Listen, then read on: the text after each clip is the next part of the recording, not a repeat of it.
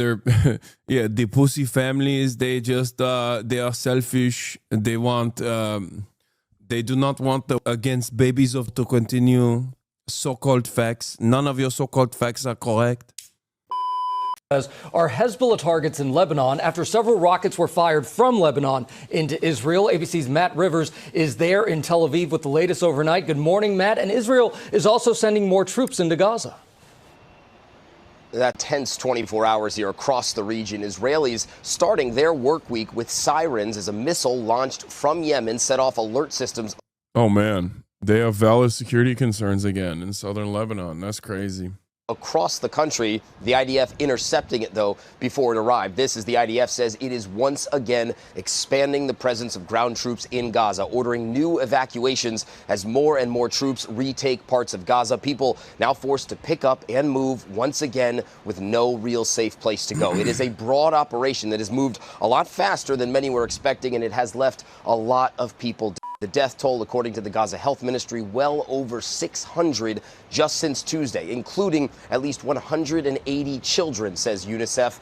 And today, health officials saying the death toll since the began, now more than 50,000 people. And at the northern border with Israel, projectiles launched from southern Lebanon for the first time since a ceasefire brokered last year between Hezbollah and Israel, none doing any damage. Israel responding with massive airstrikes, at least 7 people. Hezbollah, though, denying that they fired the projectiles. An Israeli official also saying they're not sure which group is responsible, but the threat of escalation went certainly now higher after this ceasefire had largely held up for months.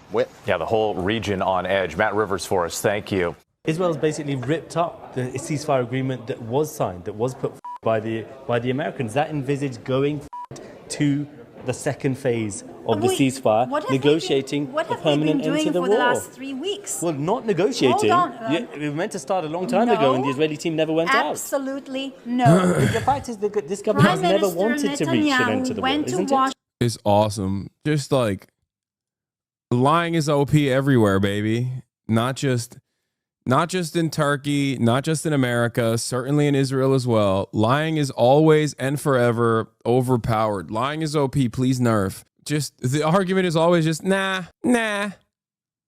Like everybody knows this is the case, except for Americans, because Americans don't actually, get to hear real, truthful information about what's going on in Israel.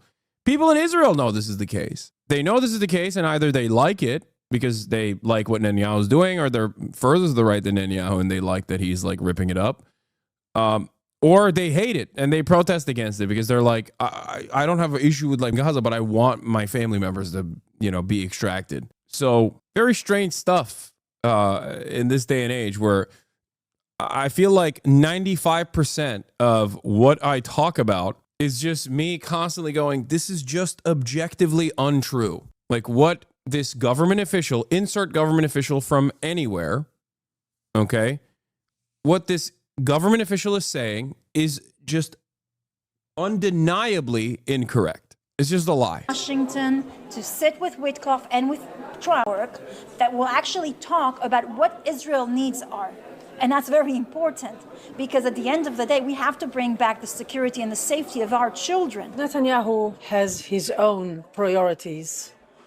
It looks as if the hostages are not the top of his priorities. And this is why things are not being done the way the majority of Israelis would have wanted it to be done. Most of the hostage families are against resuming the, most of the Israeli public is against resuming the. Why is your government doing it? None of the so-called facts you just stated are correct. Some families are against. I don't judge the families, not at all.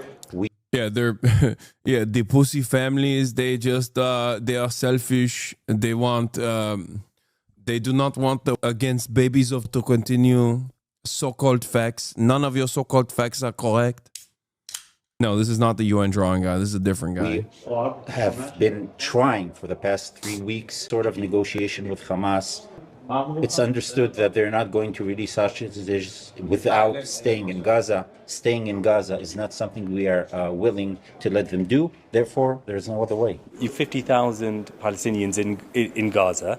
You've destroyed much of the Gaza Strip. If that hasn't been enough to eliminate and destroy Hamas, what on earth makes you think it's possible to achieve militarily now? There, Yeah, it's because you can't an idea. It's not Hamas. You want the Palestinian people. You cannot an entire people's need for emancipation. That's the problem. It doesn't have to be Hamas. You can call it anything else. Okay? That guy's a sexual assaulter, by the way, and in a religious cult. I mean, yeah, the religious cult is the Likud party. A bibist, a Likudnik. Yeah, just common Likud member of the Knesset. Just Likud things. These guys are the center right in Israel, by the way. It's fantastic country. It's really cool. It's so funny also when I talk about this shit, people are like, wow, that's really anti-Semitic of you. It's like, dude, I say the exact same shit about American politics too. We have our own version of this shit happening in the United States of America as well. It's just like, it's identical because Israel is attached to the hip to the United States of America. It's basically, it's America's vestige. there's a American plan of President Trump saying, Which I is don't know. by Gazans and the Arab states. I don't care. I care about I don't care. I don't care. What are they going to do about it? America says yes, but more. Okay. Haha. Babies. Terror. Babies of terror. We are killing them. We are killing the babies of terror. Yeah. Israeli interests. I don't care Gaza. I don't care the interest about people in London. I care about my family. I care about my people that were butchered, slaughtered, and raped here not too long ago. It has been proven that only military pressure brings a good deal. A year and a half of very intense war with a lot of civilian casualties in Gaza shows that it's not possible to militarily alone defeat Hamas. A year and a half under the Biden administration that forced us to fight Hamas with one hand. You know what's kind of crazy, by the way? I was having a conversation with someone last night where I said the Palestinian literacy rate in the West Bank and Gaza is higher than the Israeli literacy rate. And he just would not believe me. I was like, look it up, man. Just Google it. Like, it's available. People can't believe it. Like, it's like one of my favorite facts to pull when talking to white supremacists, when debating or arguing with like a racist person, is to tell them that the highest educated population, like ethnic group in the United States of America, are Nigerians. They can't comprehend it, right? There's a material reason for it, but like they don't even want to scratch that. They don't even want to scratch the surface where they go, nah, that's not the case because no way. It's true. And people get so mad. People get so mad about that. And it's the same thing here. People don't want to believe it. They're like, I don't agree with you on the statement. The Palestinian literacy rate for adults across the board is 97.8, is 98%. The Israeli literacy rate is 92%. Okay. But when I have this conversation with someone where I tell them that, they're like, there's just no way. There's just no fucking way. I don't believe it. What leads you to believe that is, how can you object to a fact? This is so totally getting clipped out of context. I mean, it's the truth. What do you mean getting clipped out of context? I think broadly, one of the biggest issues nowadays is the fact that people just want to operate on vibes. They don't care.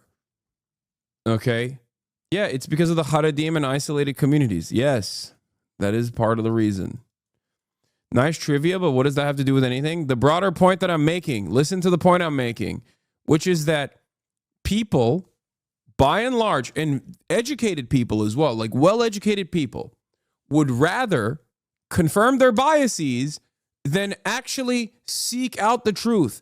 And it is one of the most frustrating things that I encounter on a daily basis as a political commentator. It is incredibly frustrating. It is incredibly annoying. And I think it's alarming. Like, we have gotten worse at this. We've gotten worse at like critically examining things and and having an overall healthy hunger for the truth. We don't have it anymore. It is really, really shitty.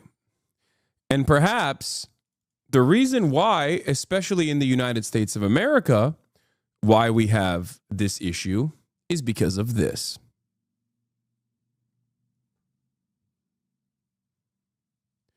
The Israeli literacy rate for adults is 92%. The Palestinian literacy rate for adults is 98%. The American literacy rate for adults is 79%. But to feed them with the other, so I can tell you that now the war is going to be handled in a totally different way with the Trump administration, with the backing of America. Trump himself said numerous times that all hell should break on Gaza if they're not bringing back all hostages. What does unleashing hell look like? I mean, you've already seen under, as you say, the Biden administration, daily death tolls of around 400 people a day. You will see exactly what it means. This terrorist organization, it's not just holding, I mean, if it still holds civilian power, within a couple of months, it can regroup another group and recruit more terrorists and form a more powerful army to fight us. So we can't just fight it from a military perspective, but also from a civilian point of view and dismantle their civilian power. Do you think it is possible to militarily defeat Hamas, dismantle its civilian infrastructure then? Absolutely. You think that is possible? Yeah, absolutely. I mean, but how many more lives is that gonna take of ordinary Palestinians as well? It can be with 0 lives if Hamas tomorrow take down their arm and surrender and bring back our hostages. 0. We're dealing with a terrorist organization, and as much as they're sacrificing and hate the Jews and want to completely obliterate us and our communities, they don't care for the lives of Palestinians either. That responsibility is on the hands of Hamas and Hamas only. If they Are you comfortable with 400 people being killed a day, 500 people? Is that? Yeah, you don't want to hear the answer from her. The answer is yes. Actually, the answer is no. She's like, I want it to be 1,000 people killed a day. I think that we're not killing enough children. We are simply not killing enough children, enough terror babies. Something that you're willing to countenance going forward to try and destroy Hamas? This equivalence is absolutely absurd. You think I like that? You think? Oh, you hate it. Oh, damn. She hates it, but she just knows it's just something that they gotta do, you know? Oh, how dare you? How dare you suggest that I enjoy the sights of baby murder? How dare you? I mean, it's really horrible that we have to do these things. We have to kill as many babies as possible.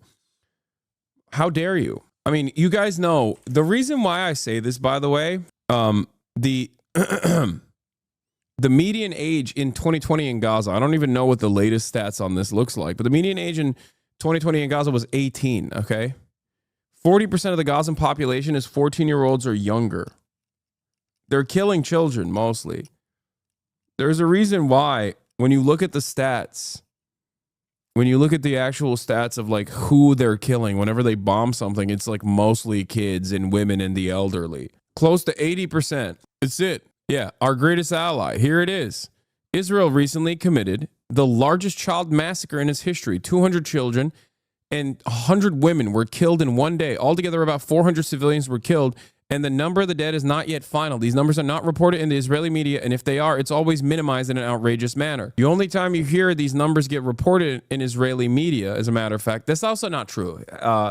What do you call it? Haaretz did report on it, like literally used that term. I think this might actually be a Haaretz article, as a matter of fact.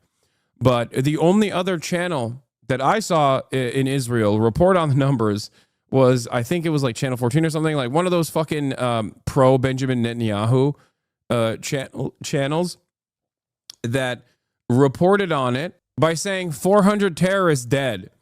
That's the crazy double standard. That's the crazy hypocrisy of Israeli media, which is that Israeli media will literally use the Hamas-backed Palestinian Health Ministry numbers whenever they want to talk about how many people that they killed, but they'll just say all of the people that we killed were terrorists. Do they even have free press? No, they don't. Of course they don't. They have a military censor. I think I wanted that Israel wish it was the 6th of October now. We didn't want this war. We were forced into this war, not just by Hamas, by 7 entities from Iran, from Hezbollah, from Syria, from Iraq, from Yemen. You're in favor of resuming the war or against it? It's not. My goat. There. Yay, look at that. Look who it is. Friend of the show. Friend of the freaking show. Dr. Ofer Kasif. Oh, it's a genocide, and obviously I'm against it because I'm against any kind of war crime. Your view is very much a tiny minority view amongst Jewish Israelis right now. Why are you losing the argument? I don't think we're losing the argument. You know, in order to lose an argument, there must be a counter-argument. It seems to be the majority, at least in the Knesset. I'm not so sure anymore about the streets. If you listen carefully to what I've been saying, you can see that there's no argument there. Only incitement, revenge, sentiments. Remember when people were saying that your reporting was inaccurate, that Israel would never bomb Khan Yunis? Wait, what? Who said that my reporting was inaccurate? Of course, Israel blew up every hospital since the Al Ahli hospital bombing, the courtyard bombing that took place. Israel never actually gave one single piece of correct information on why it wasn't actually Israeli rockets that blew up the courtyard. Every single person that talked about the Al Ahli hospital bombing campaign and said that I was wrong to assume that Israel did it were objectively wrong. Israel blew up every fucking hospital. Israel took over the Turkish Gaza Friendship Hospital, which was the only cancer ward in Gaza. They overtook it. They used it as a military station. And yesterday they blew it up after they were done with it.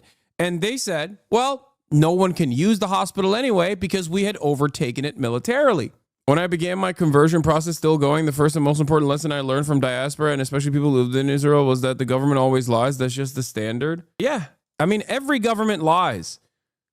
Every government lies. Of course governments lie. The Chinese government lies. The American government lies. The Turkish government lies. Every government lies. The Israeli government lies all the time as well. Just simply calling that out is not anti-Semitic.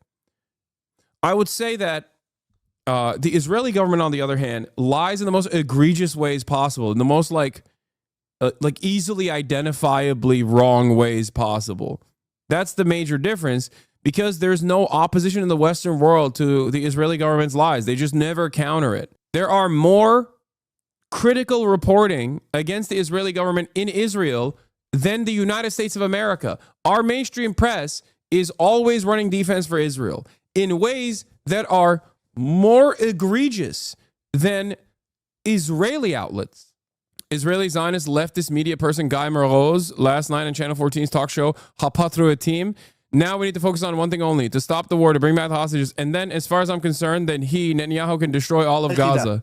Oh wow, I love that. Wonderful Israeli leftist here. No, the only Israeli leftists are the guys like Dr. Ofer Kasif, the Mezarvot people that are conscientious objectors. Dipshits like this, like liberal Zionists like this, also want death and destruction upon the entirety of the Palestinian people. They're not fucking real. That's why I say liberal Zionists are like saying you're a liberal fucking Nazi. Zionism is a Nazi ideology. Okay? It is identical to Nazi ideology. It's an exterminationist ideology. It's one that is born out of an ethno-religious supremacist settler colonial state. It is there to justify the existence of an ethno-religious supremacist settler colonial state that is currently an apartheid and also currently doing a genocide. Okay? This is why saying someone is like a liberal in Israel and still a Zionist is like saying someone is a fucking liberal Nazi. Isn't what you said all illegal under that anti-Semitism bill? Yeah, I don't give a fuck, okay? I don't care if something is illegal. I'm always going to say the truth, regardless of whether or not there is suppression against saying the truth. The fuck are we doing here? You can try to hide the truth. You can try to shelter people from the truth. You can turn around and lie to the best of your ability. You can make it impossible. You can try to prosecute people for saying the truth. But you know what the reality is? The truth still remains. This is the truth. It does not matter. It doesn't matter what you do. You just simply cannot change the truth. ועכשיו אנחנו צריכים להתרכז רק בדבר אחד. לא לבזבז זמן על בנט, את צודקת. ולא לבזבז זמן על קטרגייט, שזה מעניין את סליחה, לא נעים להגיד פה מה זה מעניין. להתרכז רק באיך, כנראה, הברירה היחידה, להפסיק את המלחמה, להביא את החטופים, ואחר כך שמצדי יהרוס את כל עזה. Yeah, as far as I'm concerned, Netanyahu can destroy all of Gaza once we get the hostages out. Nice, man. Thank you. That's the wokest guy in Israel. Hatred, fear, that's not an argument. How do you think you deal with the issue of Hamas? Because a lot of Israelis are concerned about the prospect of them remaining in power in Gaza. And we should find a way to make sure that Hamas is not in power in Gaza. Right now, we should bring back the hostages. Great idea. It's called ending the occupation. That's it. You end the occupation, and there is no more need for Hamas to exist or any sort of military formation that will be antagonistic and, dare I say, violent towards Israel. You end the occupation, you end the resistance to the occupation, because Hamas or any other militant formation only exists against the apartheid state that is doing an occupation on Palestinians, destroying Palestinian homes, destroying Palestinian lives. That's it. That's it. Hostages, and it includes ending the war. And we must work with the international community and with all the partners that we have in order to find a way to oust Hamas from Gaza. Palestinians, Hamas. This must be done, but the priority now. Like, this is it. You either kill every single Palestinian or forcibly ethnically displace them from the Gaza Strip and then also the West Bank, which is what these guys want at the end of the fucking day, by the way. Make no mistake. They all want this. Okay? Some people will say, oh, I don't want this. But like post-October 7, a lot of the liberal Zionists that kept talking about like how dangerous the West Bank settlers were and whatever are totally on board with permanent exterminationist policies. Because there's no other way. There is no other way to stop this. There's no other way to... You can't convince people to like a military occupation that kills them. This is just not going to happen. That's not true. What's not true? Most Israelis aren't like that, though. I don't know, man. That's not nuanced. Oh, my God. Consistently since October 7, I have gone back on this broadcast and looked at Israeli polling on the matter. Consistently since October 7 for the past 16 months, where the Israeli occupying force has completely destroyed the Gaza Strip, the Israeli population that is segmented by their own demographic terms, not mine, as Jewish or Arab, okay, Jew and non-Jew, Jewish Israelis, which comprise 75% of the Israeli population, want more death and destruction in Gaza, almost to like 90%. Okay? I agree with like 99% of your commentary on this, except, okay, I keep saying the average Israelis want Gaza burn. You keep saying the average Israelis want Gaza burn, and that's not true. Show me a poll that is inconsistent with that reality, and I will say I'm wrong. Israel in and of itself, regardless of the approval rating of the continued war, because here, this is the honest position, okay? Or not this is the honest position, sorry. The guy that we just saw, the liberal Zionist position, the most woke position, okay? The most woke, like, permissible position is we need to stop the war. We need to stop the war for now, which is not a genocide, it's just a war, to get every single hostage out. And then after that, you can burn it all to the ground if for all I care. That is the opposition to Benjamin Netanyahu within the confines of permissibility. There are real anti-Zionists in Israel. There are anti-Zionist Jews in Israel. I've basically interviewed all of them. Okay? I think the nuance here is that they just want Palestinians gone, not necessarily dead. Oh, sorry. Oh, I didn't understand. They just want to like force them out of the land. Like they want to ethnically cleanse the land, but in a non-violent way. And not in a way where not in a way that that kills them all. So what happens when people don't want to leave? You keep saying average Israeli wants Gaza. Russian immigrants and Arabs and Africans are very much pro-Palestine here. Dog, what are you talking about? I already, what are you saying? I already mentioned that 25% of the Israeli population is non-Jewish, according to Israel's own demographics. 25%. Their attitude towards burning Gaza is very different than the Jewish Israeli population's overwhelming support for burning Gaza to the fucking ground or mass exterminating and ethnically cleansing Gaza. There was a recent poll that came out also saying adding Russian immigrants into that equation is really funny. I don't think that the Russian immigrants in Israel are not on board with what Israel is doing. That's crazy. Arabs and Africans, on the other hand, like the non-Jewish population in Israel, yes, they are not in support of they're not in support of what Israel is doing. This is true, but they're 25% of the population, and they're basically de facto second class citizens. You know this already. You're an Israeli chatter that is in this community. You know, I know that like you can't get access to Al Jazeera anymore, but you still watch me, so you probably see it. Yeah. Oh, this is the thing that I was talking about. Yeah. 70% of Israelis support the second phase of the hostage ceasefire deal, right? 70% of the Israelis support the second phase of the hostage ceasefire deal. Having said that, which would require Israel to pull out, okay, which would require the Israeli troops to pull out of Gaza. When asked directly about even Trump's plan of mass displacement of Palestinians, Israeli Jews specifically have the same exact attitude. The reason why they want to continue with the pullout is because they want all the hostages out. That's it. The reason why they want to continue the ceasefire is because they want to pull the hostages out. Can you please give a definition of anti-Zionism in the context of not asking for the removal of people in Israel?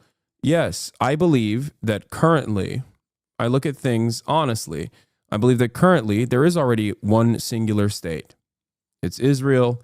It is an apartheid state. Israel dominates the Gaza Strip and is doing a genocide on the Gaza Strip. Israel also has Bantustans in the West Bank. Israel has illegally occupied the West Bank since 1967, militarily. There's a shift happening here since Trump is in office. Right-wingers here are even turning on Netanyahu. I haven't seen that. But my point is that there is already one state, and the two-state solution has been a lie that right-wing Israeli governments and even centrist Israeli governments have basically been using to continue settling the West Bank, which is what they did. I think it was like 80,000 people living in East Jerusalem mostly in the 90s. After the so-called peace process, that number shot up in 2025 to 750,000. And not just in East Jerusalem, but East Jerusalem and just West Bank proper. 750,000 Jews live in the West Bank. 750,000 settlers live on occupied Palestinian territory. And that happened over the peace process, the so-called peace process, as every single government kept kicking the can down the line over and over again. So the notion of a two-state solution would require 750,000 settlers to be removed. That is never going to happen. It's just not going to happen. You have to be realistic. So the anti-Zionist position that I have as a one-stater is to implement by force, if necessary, a singular, solitary, secular state. And this position is not necessarily popular amongst Palestinians, and it's not necessarily popular amongst Israelis either. But it is my position. You can have a disagreement with that all you want. With or without the right to return? Yes, of course, with the right to return. With the right to return, with reparations, with a Truth and Reconciliation Committee that needs to be implemented to prosecute war criminals. And yes, even people who have engaged in war crimes on the Palestinian side as well. Okay? Now, of course, when resisting against an apartheid regime, the crimes that you commit at the behest of resisting against an apartheid regime are going to be viewed differently than being one of the fucking war crimes, the war criminals on the side of the apartheid regime. But having said that, yes, that is what needs to happen. Now, I personally think that is also incredibly difficult to ever implement. But there is no other way out of this, in my opinion. There's just no other way out of this. So if you ask me what I think should be done, that's what I believe. Truth and reconciliation, reparations for all Palestinians that have had their land and homes stolen from them, a right to return for all Palestinians, and a singular secular state. The thing that obviously stops this from happening is the fear that Israelis have, Israeli society has, specifically Israeli Jews by and large, that this would mean that there are more Palestinians there, more non-Jews there than Jewish citizens. And therefore, they will democratically do the same thing that Israel's been doing to the Palestinians for the past 76 years. They will forcibly repress and oppress and destroy and kill and ethnically cleanse all Jews in the region. That has not ever happened throughout history, with one exception, which was the Haitian Revolution. That has never happened throughout history. That did not happen in the abolition of slavery, which is like probably the closest comparison that you can present in terms of the 76 years of occupation. I'm going to come off as a flat earther, but I don't think the polls are accurate on how Israelis feel. They're just libs who are slow as going, more and more broke. Shit's expensive, man. I can't even afford the top of the hours. Okay, well, don't worry. I don't run top of the hour ad breaks any longer anyway. But yeah, I mean, the Haitians didn't enslave the white people. They killed them. Yes, even with Haiti, that's an oversimplification. I agree. But I'm saying that like mass violence in the aftermath of a revolution historically has only happened in one instance, one successful slave revolt, which was the Haitian Revolution. The Nat Turner Rebellion took place in the United States of America, but in the aftermath of the abolition of slavery, what happened? Were there roaming gangs of newly freed black men and women that were massacring and enslaving white people? No, it didn't happen. It didn't happen in Algeria. No, it did not happen in Algeria. That's not a comparison either. It did not happen in Algeria. People voluntarily left Algeria because they did not want to fucking live in Algeria. And it didn't happen in apartheid South Africa. And it didn't happen in Ireland either. But the reason why I use the abolition of slavery is because that is one of the closest systematized versions of harm that is like that's genocidal, close to a genocide, or in some ways might even be considered worse, right? That's the reason why I use that as an example. What usually ends up happening in this process is that like the same violent, rabid settler groups will basically continue doing clan-style violence upon the Palestinians. And they need to be dealt with through the criminal justice system. That's it. That is the most likely outcome here. This is not empowering Gaza. Right now, we should bring back the hostages, and it includes ending the war, and we must work within. Massacre, couldn't these settlers just fall under the leadership of a new Palestinian state? No, dude. They would never that would never happen. That is what is supposed to happen right now. Like the Palestinian position right now, the Hamas position on this, and the Palestinian resistance position on this, 7 boundaries, okay? Which is not objectionable. That is appropriate. That's the basis of the two-state solution. How will you get to the 1967 boundaries? That means 750,000 Israeli Jews, some of the most rabid, some of the most right-wing, some of the most insane members of Israeli society that are violent expansionists, exterminationists, that basically are the Jewish KKK, okay? Those guys are going to leave? No, of course not. And Israel weaponizes them anyway. While the broader Israeli society pre-October 7 might have looked at these settlers as welfare queens who are just like living off government dollars as they suffer. You know, liberal Israeli society hates the settlers because they're uneducated, filthy, whatever the fuck they say in Israel, okay? You know, look to Ethan Klein's earlier vlogs from Israel to find out more about what liberal Zionists and Israeli society thought about fucking West Bank settlers. He was, you know, way more aggressive in the way that he talked about West Bank settlers than I have been, okay? Those guys are not fucking leaving, and the Israeli government knows that they're not going to leave. The Israeli government has sent them there. The Israeli government uses them to create valid security concerns for our citizens. That's the whole point. National community and with all the partners that we have in order to find a way to oust Hamas from Gaza. Palestinians, Hamas. This must be done, but the priority now must be hostages first. We're not going to leave our sons and grandchildren to deal with their sons and grandchildren. We're going to end this now. How? How are you going to end it? You're going to conquer Gaza. You're not going. We're going to conquer Gaza, and we're going to work together with our American allies in starting the Trump plan for ethnic cleansing. But a lot of people would say. A lot of people would say, I don't care about what other people would say. I care about what we say. I care about our interests. I know that today, in Western culture, people don't want to win. They think that if they'll pay the bully, he will leave us alone. Well, I have news for you. This bully is not going to leave us alone. He's here, and he's here to stay, and he will do everything he can to destroy Israel. We will not allow that to happen. A lot of people would say Israel's the bully. They're the greater force, and they're the ones. Only people with a broken moral compass can say that Israel is the bully after the massacre of October 7th.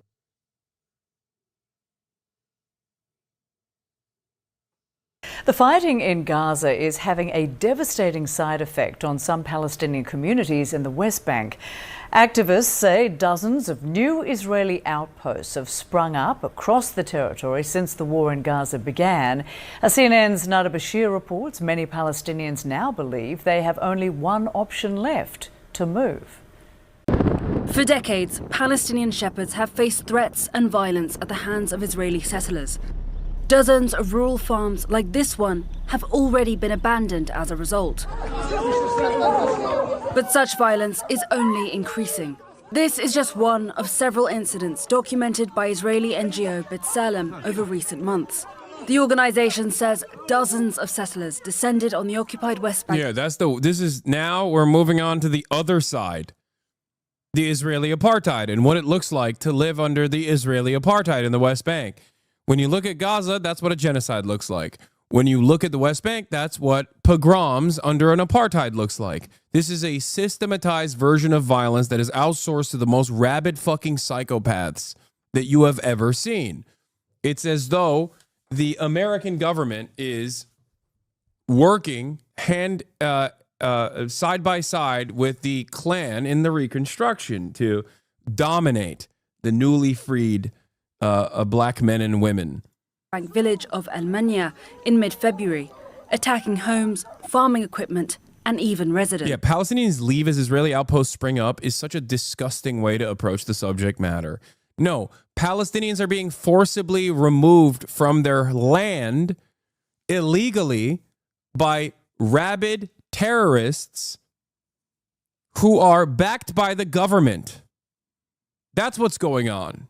They're not leaving. They're not voluntarily leaving. They are experiencing pogroms, okay? They're experiencing ethnic cleansing. I don't have any sympathy for anyone that doesn't recognize this. The funny thing is, when I went with political activists to the West Bank, they denied our entry of 300 people. While settlers killed Palestinians there, we aren't allowed to come and see. Yes. And of course, the Israeli, it's not just that either. Israel settlers from margins of the mainstream, the Listening Post. This is, for the record, why I appreciate the activists that still, regardless of whatever their fucking opinion is on Israel, the Israeli Jewish activists that put their bodies in front of this process, I still think are important, okay? Like, if they're saving one Palestinian family, that's still good. You just got to work with who you have. You got to work with the tools at your disposal. While Israeli police forces demolished the outpost established in the village by settlers, B'Tselem says the outpost was later rebuilt that same day.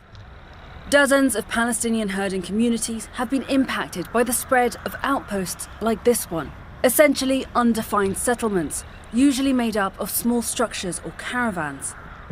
Israeli anti-settlement watchdogs Peace Now and Kerem Navot say at least 49 outposts were established in the months following the October 7th attacks, an increase of nearly 50% since the beginning of the war in Gaza.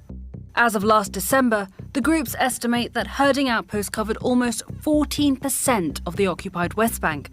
That's an area of land roughly twice the size of Gaza. And that's in addition to approximately recognized settlements that have already been... I really care about Palestine, and I hope you cover it a lot, but every time I click on your channel, it's so off and on. It's important, and there's a lot of other important things too. Maybe I'm just unlucky when I click here. Yes, because I don't just cover the Israeli government's actions in Palestine. I'm live for 8 fucking hours a day. If you think that this is the only thing that I cover, you're wrong. Bank. Both outposts and settlements are considered illegal under international law. Satellite imagery analysed by CNN shows how rapidly herding outposts have spread, as well as the gradual development of new roads connecting the outposts to established settlements. And in what are outposts? Tents? No, outposts are the ways in which settlers expand into Palestinian territory. Here's how it works. You go and you mark a house, oftentimes with the Star of David, okay? That means that that house that has Palestinian people living in it needs to be evacuated immediately. Otherwise, they will die. And sometimes they do die. They go in, they burn the house down with Molotov cocktails, they beat the shit out of people, they oftentimes have guns, they shoot at the houses, they shoot at the Palestinians that are living in their own homes in the West Bank. Then the Israeli occupying force comes in. The Israeli occupying force doesn't come in to stop the settlers.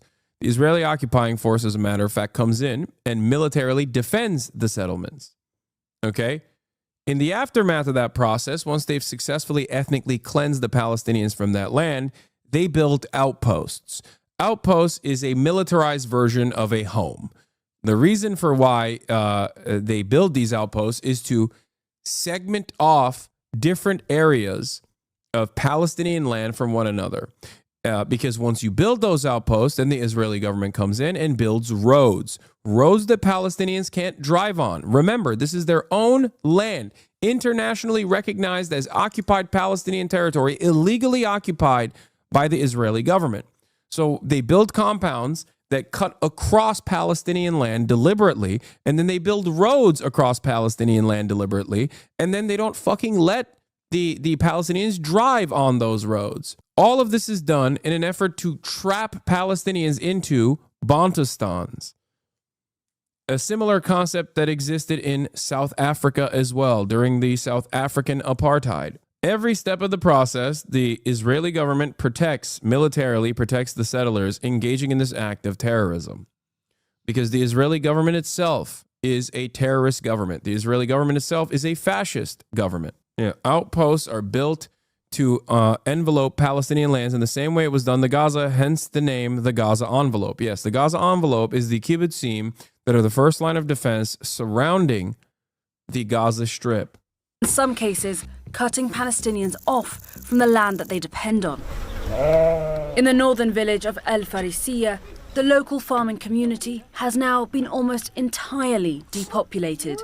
Back in February, we met the Daraghma family, at the time still desperately clinging on to their land. These hills are full of areas for our animals to feed, but now there are settlers over here, over there, and another one over there. We can't access these areas, Ahmed says.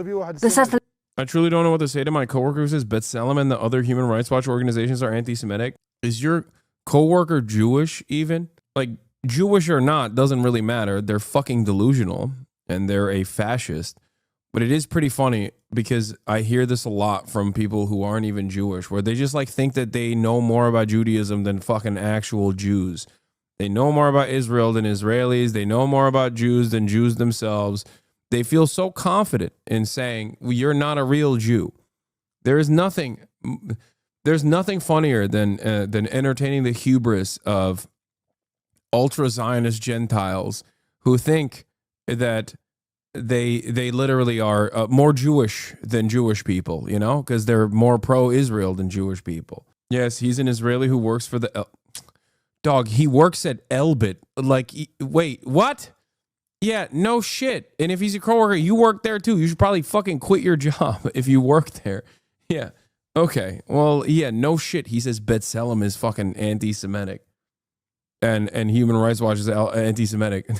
Can you please do something about my coworker who is supporting the Nazi government and keeps and is a part of a weapons manufacturing facilities. He works at Mercedes. My coworker that works at Mercedes in the Nazi government is saying that the German communist movement comprised of Gentile Germans that are resisting against the Nazi government are actually anti-Volk.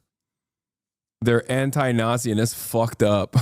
Yeah, no shit, dude. You're at the baby killing factory directly for the baby killing government. You know, Elbit Systems is a Israeli weapons manufacturer. Killers come to scare our sheep and frighten our children. We've had to stop going up on the hills with our sheep, fearing they will come after us. Ahmed's family says they have lived here for generations. The land, not only their home, but also their livelihood. We've always lived here, Hussein says. Our whole lives are here. Where else can we go? Since filming, members of the Daragma family told CNN they were left with no choice but to abandon their homes. Acts of violence by settlers from nearby outposts, simply too much to bear. Activists say outposts like those around the village of Al Farisiya are established with the purpose of laying claim to Palestinian land and pressuring Palestinian communities to flee. Through threats, physical violence, and direct attacks on resources, including livestock and farming equipment, often with the protection from both the military and the state. CNN has reached out to the Israeli government about allegations of its support for illegal outposts, but has not received a response. The Israeli military told CNN that it condemns violence in any form and that police are tasked with handling any Israeli violations of the law.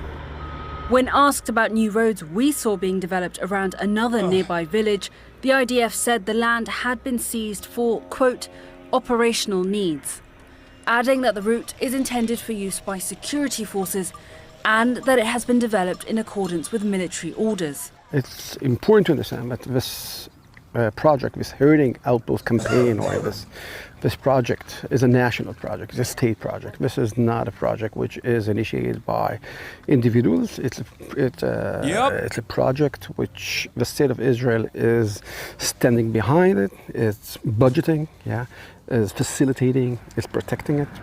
The Ministry of Settlements, for example, has budgeted for outposts which it calls young settlements, previously saying funds were carried out in accordance with all laws.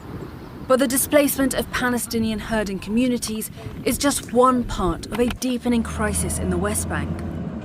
The UN says more than 40,000 Palestinians have been forced from their homes since February by an expanding Israeli military operation, with Israel's defense minister calling on the military to prevent the return of those displaced, stoking fears around the potential for a full annexation of the territory and crushing hopes for a pathway to a viable Palestinian state. Neda Bashir, CNN, in the occupied West Bank.